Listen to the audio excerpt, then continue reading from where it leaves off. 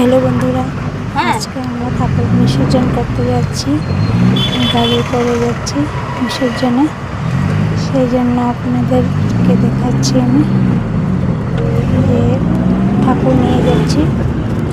আমাদের নদীর ঘাট আছে, সামনে আছে, সেখানে নিয়ে যাচ্ছি ঠাকুরকে। দেখেন রাস্তাটা কি মজা লাগছে দেখতে, সুন্দর হয়ে গেছে। সন্ধ্যা সন্ধ্যা হবে মানে 5টা বেজেছে। তখন গিয়েছিলাম অনেক বিসর্জন, সেখানে গিয়ে আপনাদেরকে দেখাবো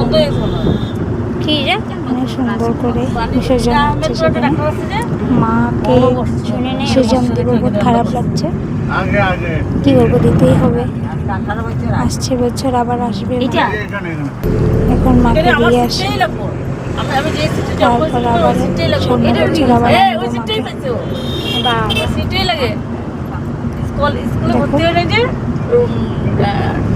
মাকে গাড়ি করে নিয়ে যাচ্ছি।